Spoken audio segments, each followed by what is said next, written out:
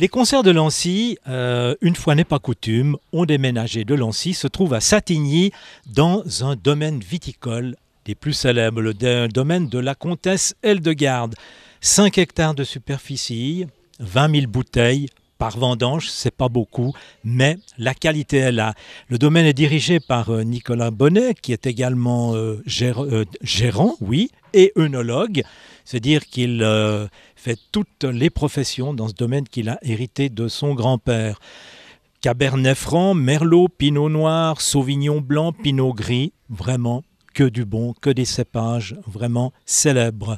Les vins de la comtesse Hildegarde sont rares. Ils ne représentent qu'une partie de la vendange qui est vinifiée au domaine. Et ce choix, eh bien, Nicolas Bonnet l'assume. Il tient à conserver un domaine qu'il peut gérer lui-même et il le gère en musique. De musique, parlons-en. Nous sommes en compagnie de Frank Foncoubert, qui est directeur, qui est chef d'orchestre de United Strings of Europe et de Juliana School, qui en est le premier violon.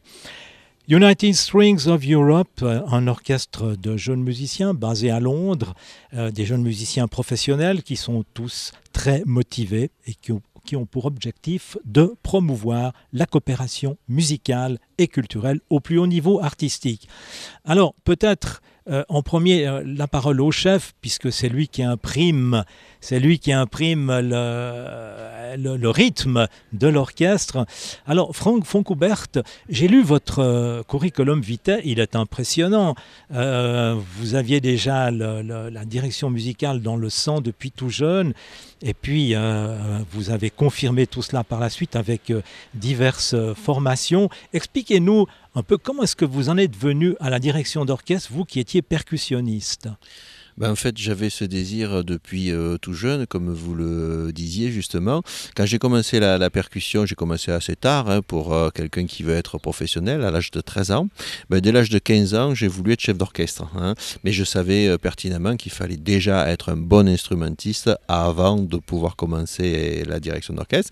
Et c'est ce que j'ai fait. Donc j'ai fini mes études de percussionniste. Ensuite, j'ai passé mes diplômes de professeur. J'ai commencé à travailler dans les orchestres. Et c'est à partir de là que j'ai commencé à travailler la direction, notamment justement avec les chefs invités que je voyais passer à l'Orchestre national de Montpellier, et puis aussi avec d'autres chefs d'orchestre que j'ai connus aussi en allant faire des classes de maîtres à travers toute l'Europe. Voilà, Montpellier, le mot est lâché, on entend d'ailleurs à votre accent. Montpellier est une ville de culture, une ville universitaire où il se passe vraiment beaucoup de choses. Expliquez-nous un peu, vous dirigez plusieurs ensembles, une chorale, la chorale de Sète, la chorale de Montpellier, l'ensemble Contrepoint, et puis vous avez mis aussi sur pied des festivals, notamment un festival à Sète qui s'appelle Musica Sète. Alors justement, Julien vient de s'y produire avec son père. Ils ont fait un superbe duo, donc violon-guitare, dans le cadre de ce festival. Donc c'est un festival qui fêtait cette année sa 7e édition et qui est en fait ouvert sur, bien sûr, la musique classique, mais dans un cadre un petit peu plus général, puisque nous avons fait un concert avec du tango, nous avons fait aussi des musiques de films. Voilà, l'idée, c'est de véritablement attirer un public nombreux et surtout néophyte à tous ces concerts. Voilà. Comment est-ce qu'on fait, Frank Foncoubert, à l'époque actuelle pour essayer d'attirer les jeunes, de les motiver à l'écoute et peut-être aussi à la pratique de la musique classique? Ici, chez nous en Suisse, on le voit, à Genève en particulier, il y a beaucoup d'écoles de musique, il y a des milliers d'étudiants chaque année qui sont inscrits, des élèves, et au concert, c'est difficile de les attirer. Alors vous avez une certaine expérience en la matière. Dites-nous un peu comment est-ce que vous concevez la chose. Je dirais que les enfants, eux, viendraient plus facilement au concert, mais ils ne peuvent pas venir tout seuls la plupart du temps. Alors soit on va les trouver, bien sûr, puisque justement avec United Street, nous faisons ce qu'on appelle des workshops, c'est-à-dire qu'on va dans les écoles, on va présenter les instruments, et c'est justement Julien qui fait ça avec beaucoup de talent. On leur joue des extraits, même si nous ne sommes qu'un orchestre à cordes, mais même du répertoire symphonique, donc divers styles musicaux. Donc ça, c'est quand on va à leur rencontre. Et ensuite, il y a plusieurs solutions. Je dirais, c'est vrai que les enfants se couchent assez tôt. Donc on ne peut pas... c'est vrai que si on programme des concerts à 20h30, des fois c'est un petit peu difficile pour eux. Donc il faut essayer de faire des concerts plus tôt, il faut essayer de faire des concerts en après-midi. Et par exemple, choisir des thèmes comme j'ai fait dernièrement à 7 sur la musique de film, entre guillemets, qui est un peu plus vendeur. Parce que c'est vrai que dès qu'on va parler de Harry Potter, de Star Wars, ça touche. On attire un public en le touchant dans ce qu'il connaît. Et c'est pas pour ça qu'on va uniquement lui donner ce qu'il connaît, ce qu'il a envie d'entendre, mais c'est, on va dire, un produit d'appel. Voilà. Et grâce à cette manière de procéder, on arrive à lui faire écouter d'autres choses et surtout à lui faire découvrir d'autres choses. Voilà. Alors, les enfants, ça c'est une chose. Et les parents, les adultes, comment les attirer? Je vois qu'avec cet orchestre United Strings of Europe, vous allez aussi à la rencontre des gens dans les villages, dans les hameaux, dans les petites structures. Est-ce que ça marche? Est-ce que les gens répondent? Ah ben tout à fait, on est vraiment surpris de voir à quel point les gens sont vraiment très heureux de venir écouter les concerts. Et pour eux, c'est un événement. Contrairement à ce qu'on pourrait penser, des fois on se dit au moins il y a, au moins on aura. Et c'est inversement proportionnel, je dirais. Oui, et quel répertoire vous leur proposez? Nous, on leur propose tout. Ça va de la musique baroque, puisque justement dans ce concert on va leur jouer du Vivaldi, jusqu'à la musique de nos jours, puisqu'on fait carrément une création d'un compositeur libanais, voilà, en passant par la musique classique, la musique romantique, la musique du XXe siècle. Voilà, donc vous avez aussi vous travaillez entre Londres et Beyrouth et avec tout ce qu'il y a autour. Donc expliquez-moi comment est-ce que vous faites? On vient vous chercher, vous essayez vous-même de trouver des endroits pour jouer. Est-ce que, notamment, vous allez au Liban là bientôt, à la fin de la semaine, je crois, après un concert qui sera très certainement mémorable à Lancy. Comment est-ce que vous faites? Est-ce qu'on vient vous chercher? Alors ça, je dirais que c'est à Julien qu'il faut demander ça, puisque c'est lui l'instigateur. Alors je vais peut-être lui passer le micro pour qu'il nous raconte tout ça. Voilà, très bien. Alors Julien, vous êtes le premier violon, le violon solo de cet orchestre à cordes. Vous êtes vous-même fils de musicien. Comment est-ce qu'on arrive, dans le fond, à concilier quand même, il y a une ascendance qui est forte là, parce que le papa guitariste et tout, et vous êtes... Comment est-ce qu'on se démarque d'un musicien, d'un père musicien? Je dirais que j'ai la chance que je n'ai pas besoin tout simplement de me démarquer, mais j'ai la chance aussi de pouvoir collaborer avec lui. Et nous avons beaucoup joué ensemble dès un jeune âge. Et justement, on a la chance qu'il joue avec nous cette semaine. Voilà, justement, il sera présent au concert. Voilà, comme soliste dans le concerto de Vivaldi et aussi au Liban, qui est, je pense, doublement intéressant. C'est votre pays d'origine, hein? Oui, c'est ça. son pays d'origine. Et on parle de... Moi, j'ai eu la chance aussi d'être élevé par un musicien. Lui, il était le premier dans sa famille. Et, il a montré la voie. Il a montré la voie et après des études de psychologie et dans un milieu où les arts n'étaient pas particulièrement développés ou encouragés parce qu'on voulait que son fils soit avocat ou médecin ou scientifique ou quelque chose comme ça. Il a pris des risques et je pense qu'il n'aurait pas voulu le faire autrement.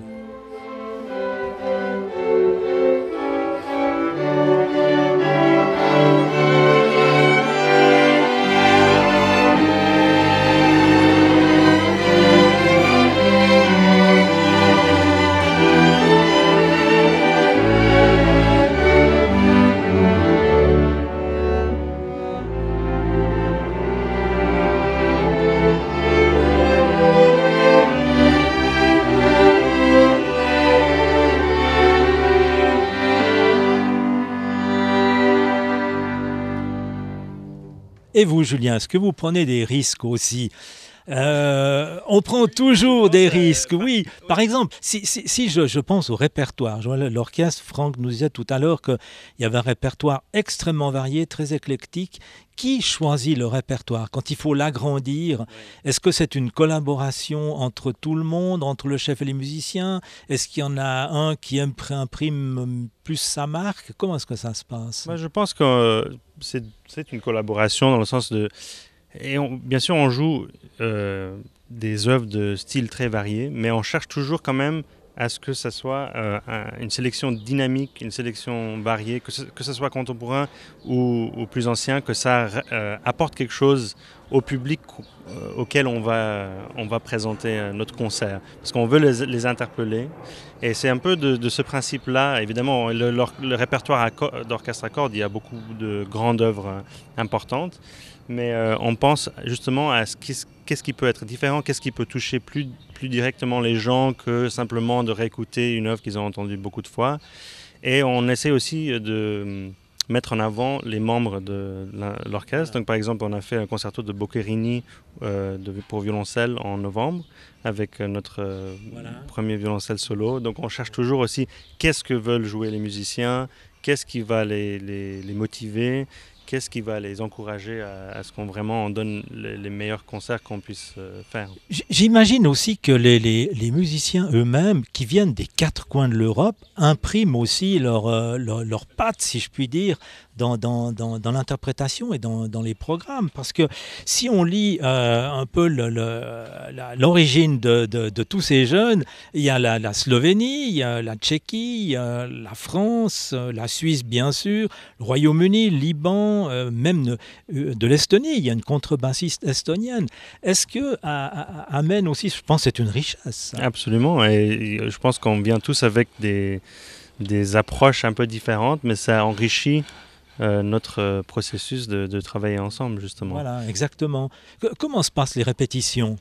C'est très collaboratif. On a de la chance qu'on a un chef qui n'est pas un tyran et qui est très ouvert à nos idées ou à nos suggestions, et on trouve toujours quelque chose qui vraiment marche pour tout l'ensemble. Et je dois dire, je considère ça vraiment une chance que je puisse faire de la musique avec mes amis, parce que bien sûr, c'est des très bons musiciens de partout en Europe, mais c'est surtout des amis. Et de pouvoir... Voilà, c'est une dimension très importante, ça, de s'entendre tous ensemble, et puis de se sentir bien, qu'il y ait de l'amitié, qu'il y ait de la... C'est vraiment important, et je crois que ça se ressent dans je pense, oui. Et je pense que c'est aussi pour ça qu'on se donne pour ce projet, et qu'on cherche justement des nouveaux publics, des nouvelles horizons auxquels on peut amener cet ensemble.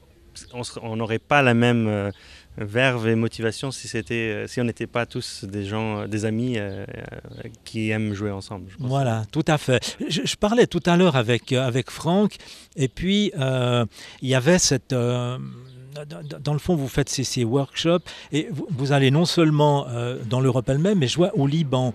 Et il y a ce travail avec la musique arabe. Moi, je trouve assez extraordinaire. On se gargarise toujours de la paix par la musique. Daniel Barenboim, avec son ensemble, fait ça depuis longtemps. Mais je crois que c'est cette pratique de musique ensemble, essayer de se comprendre, ça fait aussi beaucoup pour la paix, la connaissance entre les gens. L'empathie, je pense, c'est ça, d'essayer de voir les choses du point de vue de l'autre, d'apprendre son héritage aussi. Et justement, on parlait d'amener la musique dans les petits hameaux. On va jouer dans un festival qu'un de nos altistes organise au Liban. Il est libanais. Ah, d'accord. À Beyrouth, dans la capitale. Mais vraiment dans la montagne, son festival, pour un public qui n'a jamais l'opportunité d'entendre la musique classique. Et moi, j'ai joué à ce festival. C'est toujours archi complet de gens qui viennent de partout dans la montagne, ils adorent, ils n'arrêtent pas d'applaudir. Et c'est vraiment, c'est ça qu'on veut aussi partager, ce qu'on a avec les enfants. On va dans les écoles, on va aussi faire une masterclass. Franck Fongoubert va diriger une masterclass de direction avec des chefs au Liban. On va travailler avec des jeunes instrumentistes du conservatoire là-bas, et avec des réfugiés également, syriens et palestiniens, parce que On considère que c'est vraiment pour eux, ça c'est quelque chose qu'ils auront peut-être jamais la chance de... C'est une situation dramatique au Liban avec un pays de 3 millions d'habitants, plus d'1 million de réfugiés. Oui, 2 même, oui. Oui, voilà. Plus de 2 millions, je crois. Plus de 2 millions.